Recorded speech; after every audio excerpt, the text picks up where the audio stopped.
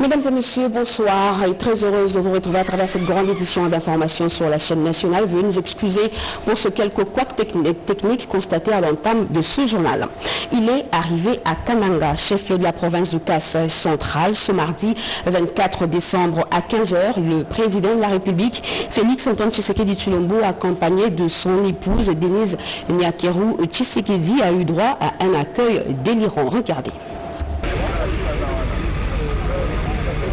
Après le mauvais temps lundi à Kananga, le ciel éclairci de ce mardi 24 décembre 2024 a permis à l'avion présidentiel de se poser aisément sur le tarmac de l'aéroport national de Kananga dans la province du Kasaï central.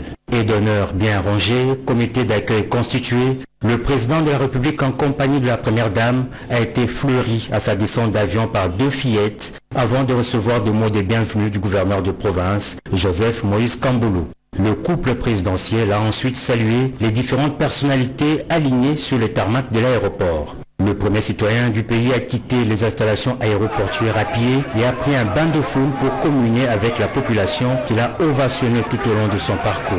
L'escorte présidentielle a eu du mal à se frayer du chemin au milieu d'une multitude de personnes.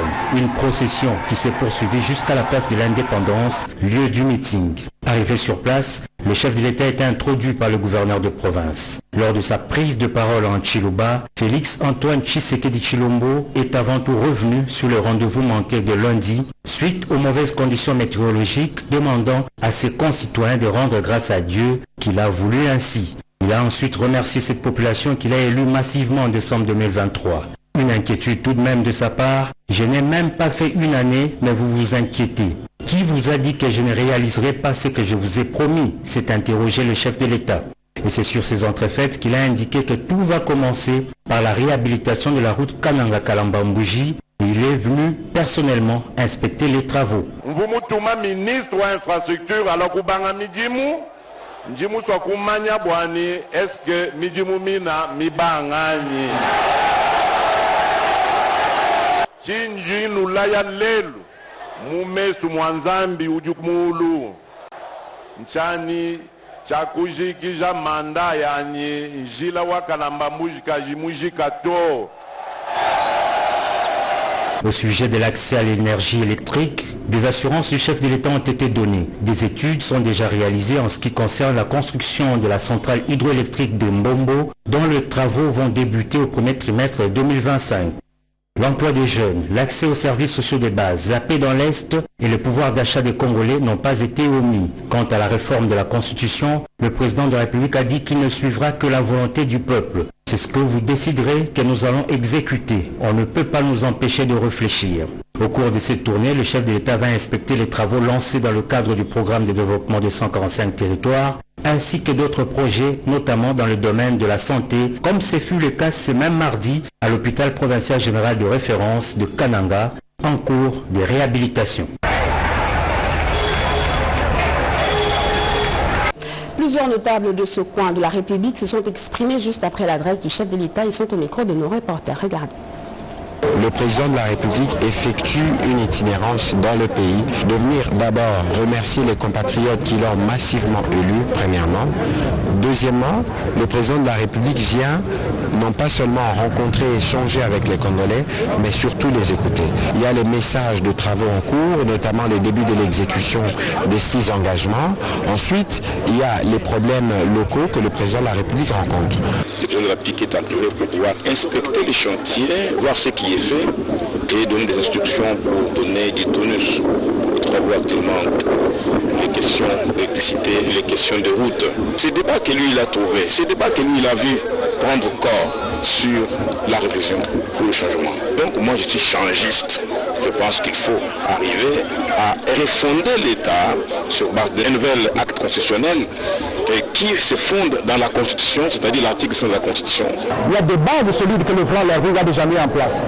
Quand il vous parle de la gratuité de l'enseignement, de la santé universelle, quand il vous parle de l'amour et de l'union et de la paix, ce sont des fondamentaux pour qu'un pays se développe.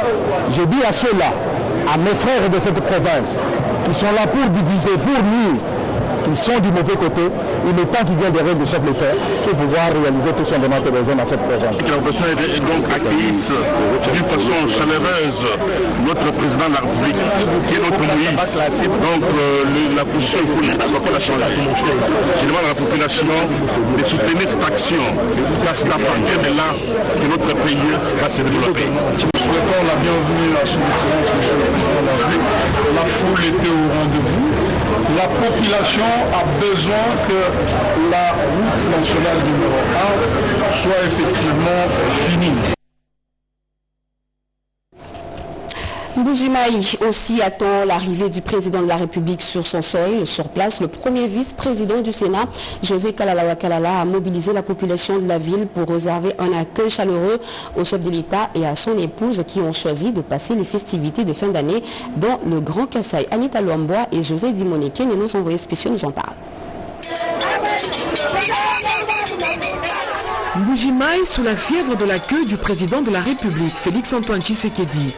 À quelques heures de l'arrivée du premier citoyen de la République, les notables de ce coin convergent vers le chef-lieu de la province du Kasaï oriental pour mobiliser les troupes.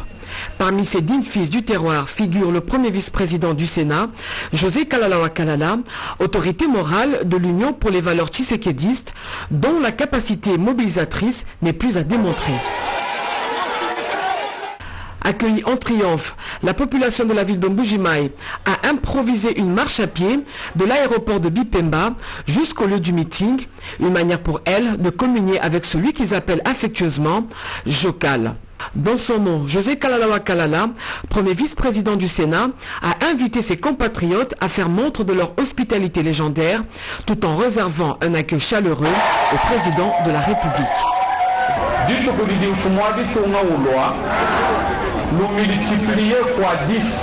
Je vous demande d'accueillir massivement le chef de l'État.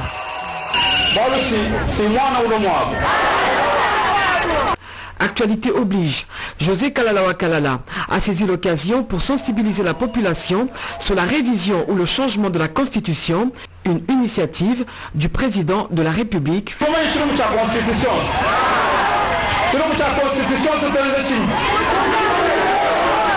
La visite du président Tshisekedi dans le Grand Kasaï en général pendant les festivités de fin d'année est une opportunité et une preuve de plus de l'attachement mutuel entre le Kasaï oriental et le garant de la nation. Parlant économie, certification des pertes et manques à gagner, ainsi que les créances de l'État, les entreprises pétrolières de la zone ouest ont échangé avec le vice-premier ministre de l'économie Daniel Mukoko Samba. Un procès verbal a été signé par le secrétaire général de l'économie nationale, Célestin Tutegui Matundu. Le ministère de l'économie nationale avait l'option d'assainir le secteur pétrolier et permettre aux acteurs de ce secteur de travailler dans des conditions optimales et surtout de respirer. En apposant leur signature au bas de ce procès verbal de certification de pertes et manques à gagner ainsi que de créances de l'État envers les entreprises pétrolières, ces derniers ont vu leurs pertes et manques à gagner réduire sensiblement. Ce pas de géant est l'œuvre du vice-premier ministre de l'économie Daniel Mukoko qui entend épargner le trésor public de toujours recourir à l'endettement pour solder les pertes et manques à gagner des pétroliers. Ces derniers ont également vu leur volume de vente augmenter à hauteur de 40%, ce qui les conforte au regard de la baisse de prix des produits pétroliers constatée récemment. Ces résultats ainsi engrangés sont consécutifs au climat de concorde et de dialogue initié par la tutelle voici bientôt 8 mois. Même esprit de transparence du côté du secteur alimentaire où il est rappelé aux importateurs, grossistes, semi-grossistes et autres détaillants le respect strict d'afficher de manière lisible les prix de produits et de fournir les factures normalisées aux acheteurs. Des mesures prises pour lutter contre la spéculation, surtout en ces périodes festives. Doudou Fomba accueilli à Mbuji-Mayi. Le ministre des Finances signe ainsi le retour sur son sol natal après plusieurs années d'absence. Sylvie Moembo. À son arrivée à l'aéroport de Bipemba dans la province du Kasaï-Oriental, le ministre des Finances, visiblement ému, a choisi de parcourir à pied le trajet jusqu'à la place du meeting sur le terrain Kachama, accompagné d'une foule immense qui scandait des messages de bienvenue.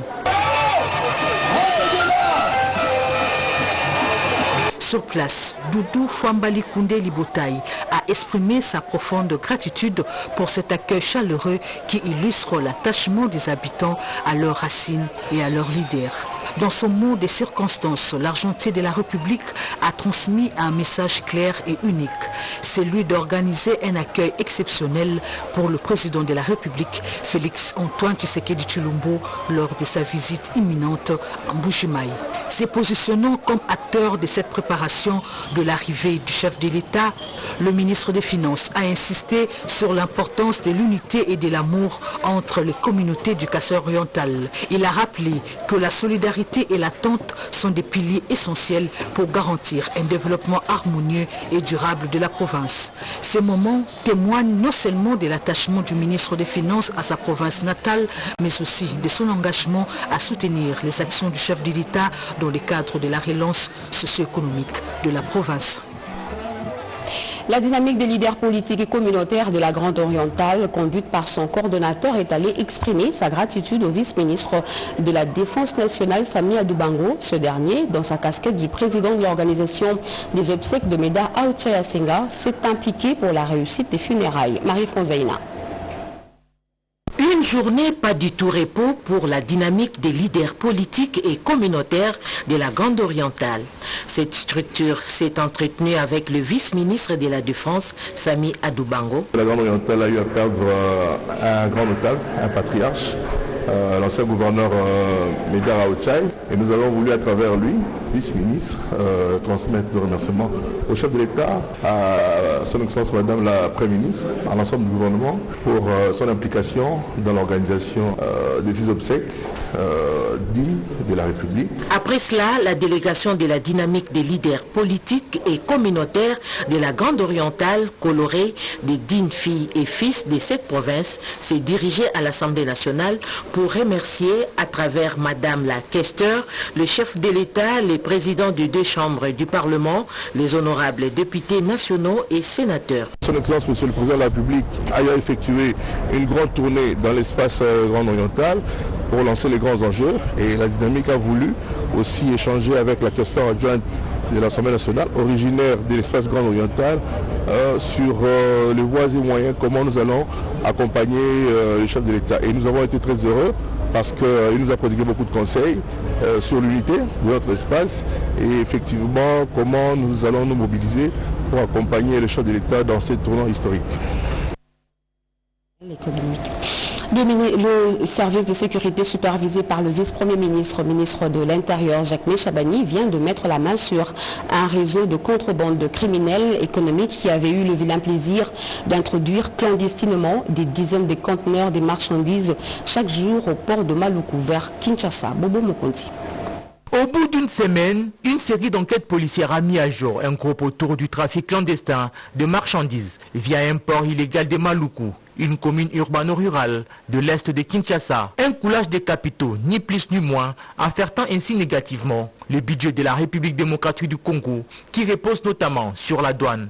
Une situation qui perturbe non seulement l'équilibre du marché congolais, mais aussi le jeu de la concurrence entre les opérateurs économiques, partenaires du gouvernement. Alerté tard dans la soirée, le vice-premier ministre en charge de l'intérieur et sécurité, Maître Jacques Chabani, a fait les déplacements pour s'enquérir de la situation. Sur place, le patron de la sécurité nationale a ordonné la fermeture dans l'immédiat de ces ports et que les auteurs soient déférés devant la justice pour établir les responsabilités. C'est avant de saluer le professionnalisme des services de sécurité pour ce travail abattu. Face à cette arrestation, Maître Jacques Chabani a mis en garde tous les réseaux de contrebande qui opèrent et nuisent à la population. Ils seront désormais traqués à tous les niveaux, a-t-il prévenu. Nous sommes venus faire le constat de cette saisie et du scellé de ces lieux Ça nous permet aussi d'encourager tous nos services qui font leur travail de bien le faire et d'aller encore plus loin pour dénicher tous ces réseaux et mettre fin à cette insécurité financière et sécurité aussi des personnes. Toutefois, la saisie de ces conteneurs est l'une des plus grosses prises réalisées par les services de sécurité. Une opération réussie qui rentre dans le cadre de la vision du chef de l'État Félix-Antoine Tshisekedi Tshilombo et les orientations de la chef du gouvernement, Judith Souminois. Les agents de la réserve stratégique nationale en séminaire de renforcement des capacités au centre d'accueil Nganda. Débutés ce matin, ces travaux qui vont s'étendre jusqu'au 27 décembre courant vont permettre au personnel de la réserve stratégique de s'outiller sur le développement du secteur agro-pastoral. Regardez.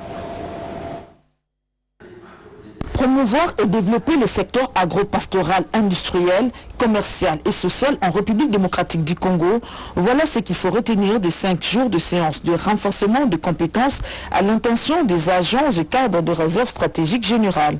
Pour la coordinatrice sortante, cette formation va doter des capacités nécessaires aux agents et cadres de ces services spécialisés au sein du cabinet du président de la République et ainsi améliorer leur rendement. Je connais les capacités latentes qui sont en vous. Nous vous laissons avec ce cadre afin que vous soyez dotés des capacités réelles. Faites en sorte que l'équipe qui va venir vous trouve déjà armée pour pouvoir relever les défis que nous n'avons pas pu relever. Je vous souhaite une très bonne année et bon temps aux agents et cadres de la réserve stratégique. Il sera également question dans cette formation d'examiner la problématique de la passation de marchés publics dans les sphères de prise de décision, une des priorités pour la République démocratique du Congo. La République démocratique du Congo étant fermement engagée sur la revanche du sol, sur les sous-sols, Boluka est disposé à intensifier sa collaboration pour accompagner cet engagement fort pris par le président de la République, chef de l'État. Des assises organisées sous le patronage du chef de l'État, Félix-Antoine Tshisekedi Tshilombo, qui tient sur la planification stratégique des ressources humaines et sur la gestion des compétences de cadres et agents des administrations publiques.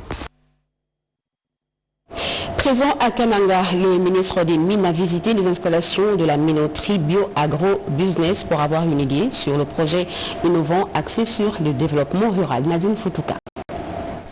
Visite surprise ce lundi dans les installations de la minoterie Bio-Agro-Business de Kananga. Le ministre de Mines s'imprégnait ainsi des activités de ce complexe industriel multifonctionnel local créé par l'association Tchakwetu. Cette visite du ministre Kizito Pakabomba Kapinga Moulomé affirme l'intérêt que porte le gouvernement dans le projet innovant porteur du développement à la base, car cette unité de production assure non seulement l'autonomie alimentaire, mais aussi la réduction des importations extérieures. Ce complexe multifonctionnel développe un modèle agro-industriel rural innovant, bâti sur la formation et l'encadrement, la mécanisation agricole et le rachat des récoltes paysannes, ainsi que la transformation locale des produits agricoles. Hormis sa position de moteur de la croissance économique, la minoterie BAB apporte un grand espoir aux producteurs locaux. Cette minoterie attend un accompagnement du gouvernement afin d'accroître sa capacité de production dans l'intérêt des communautés consommatrices. Signalant par ailleurs que le ministre Kizito Pakabomba Kapinga Moulomé a plutôt pensé à la distribution de vivres aux orphelins de la ville de Kananga, question de rendre attrayante la fête des nativités dans certains foyers hébergeant des enfants orphelins. Nous sommes très ravis du passage de notre ministre qui a voulu partager avec les orphelins ces festivités en nous laissant la farine, et les pièces d'étoffe et autres choses. Nous disons au nom de la congrégation merci pour ces passages. Le nouveau portrait du chef de l'État a fait son entrée à la primature. Judith Souminois l'a reçu ce matin du 24 décembre 2024 demain de la ministre de la Culture, Yolande Libé, portrait conçu en respectant les critères visuels et artistiques. Chimène Dondo et Joe Koukou. Un nouveau portrait officiel pour un nouveau quinquennat du président de la République Félix-Antoine Tshisekedi Tshilombo. 6 jours après l'avoir remis au chef de l'État, la ministre de la Culture s'est empressée, c'est mardi 24 décembre 2024, de remettre cette œuvre d'art à la chef du gouvernement, Judith Suminwa Tuluka. Pour elle, c'est une œuvre qui a été conçue en respectant le critère visuel et artistique suivant les dispositions de l'arrêté ministériel portant institution du portrait officiel du président de la République. L'objet de ma venue à la primature était celle de déposer le portrait officiel du président de la République, chef de l'État, et aussi et bien évidemment de présenter mes vœux de Noël et de Nouvel An à mon autorité. Elle est la chef du gouvernement, il est normal que ce soit la première après le chef de l'État à recevoir le portrait, et je lui ai d'ailleurs demandé si elle pourrait en faire cadeau à tout le gouvernement, ce qu'elle a accepté. Le gouvernement souminois place la culture au cœur de ses actions, privilégiant l'accès et la promotion de la culture et des arts congolais dans toutes leurs dimensions. La mise en valeur de l'immense patrimoine culturel, mais aussi l'opérationnalisation du fonds de promotion culturelle. Désormais, l'eau coule à flot dans plusieurs quartiers de la partie ouest de la ville grâce au deuxième module de l'usine de traitement d'eau potable de l'Ozone. C'est le cas du quartier Salongo à Kasavubu et ses environs, ainsi que Mombele à Limete. Serge Mata. Au quartier Mombele, à Limete par exemple, où l'eau a manqué durant plusieurs mois, les habitants sont actuellement satisfaits de voir l'eau potable jaillir effectivement et constamment de leurs robinets et à une forte pression. Maintenant nous avons de l'eau, la journée comme la nuit. Près de moi, hein.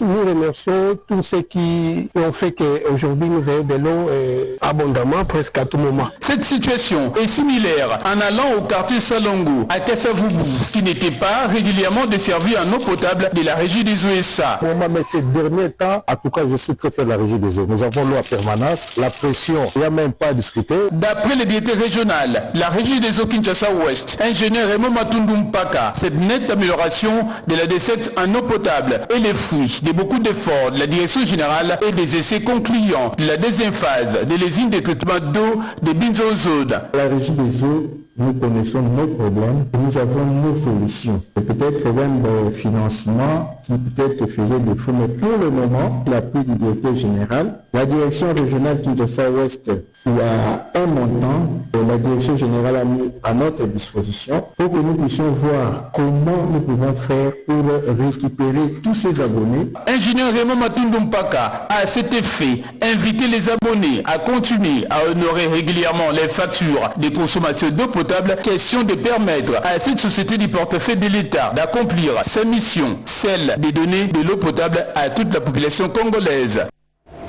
Il est déterminé à faire vibrer la 46e édition de la Foire internationale de Kinshasa. Le ministre du Commerce extérieur, Julien Paluku, s'implique personnellement. Regardez.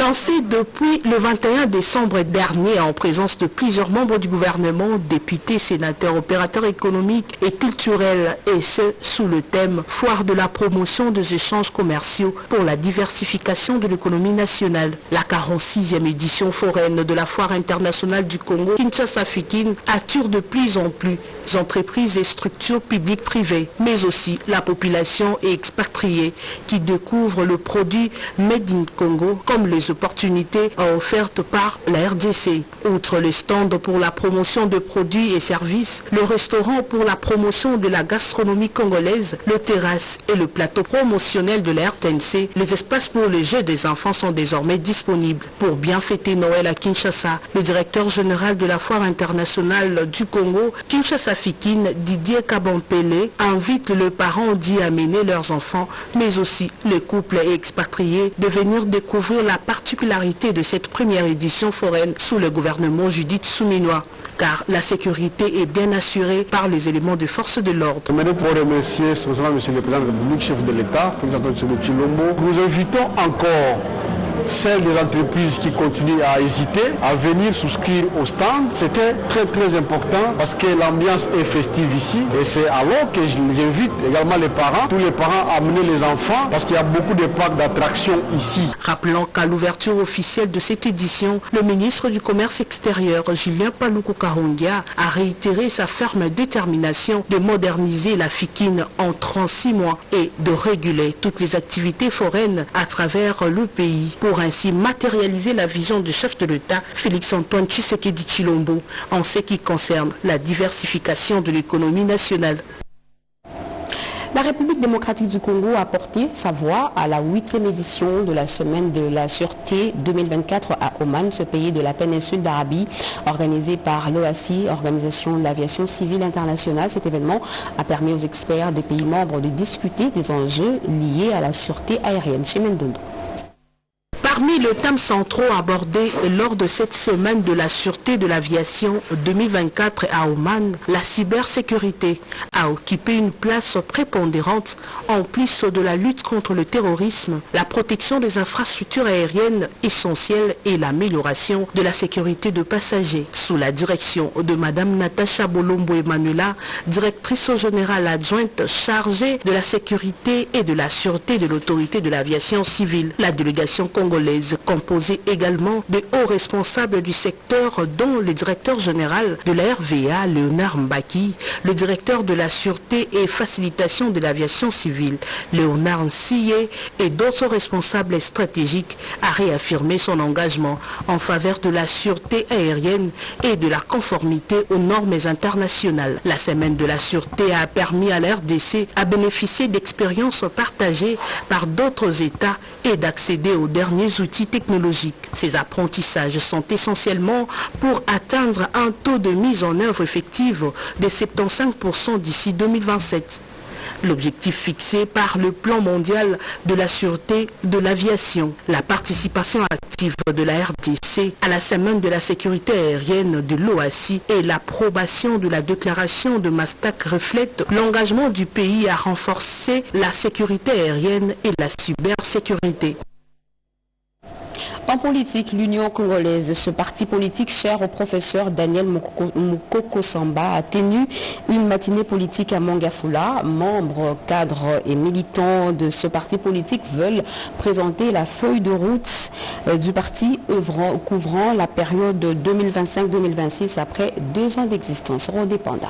Cadres et militants venus de 4 coins de la capitale ainsi que d'autres délégués des fédérations provinciales ont pris part à cette matinée politique organisée à Mongafula par l'Union congolaise UCO, parti politique cher au professeur Daniel Mukoko Samba. Il a été question de faire la présentation de la feuille de route du parti couvrant la période de 2025 à 2026. Actualité politique oblige, Daniel Mukoko Samba a donné la position de son parti au sujet du changement ou de la révision de la Constitution. Selon lui, l'UCO étant un parti politique de l'Union sacrée de la nation, il s'aligne à la position de Félix Tshisekedi qui a annoncé la mise en place d'une commission pour réfléchir à ce sujet. Bisso, l'UCO, parti membre de l'Union sacrée, nous adhérons à la position qui a été énoncée par le chef de l'État.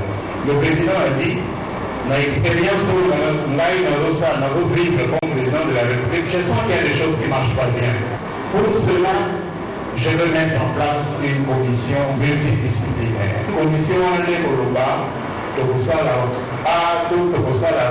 en 2 ans d'existence, le bilan de l'UCO est positif. C'est ainsi que quelques membres ayant distingué dans l'accompagnement des activités du parti en 2024 ont été primés. Le grand diplôme d'honneur a été décerné à Daniel Mukoko Samba en tant qu'autorité morale, fondateur et premier député national élu de l'Union sacrée. Le monde s'apprête à célébrer dans quelques heures la fête de la Nativité, occasion pour le couple présidentiel de présenter ses vœux de nouvel an à la nation. Message à suivre sur nos antennes juste après ce journal.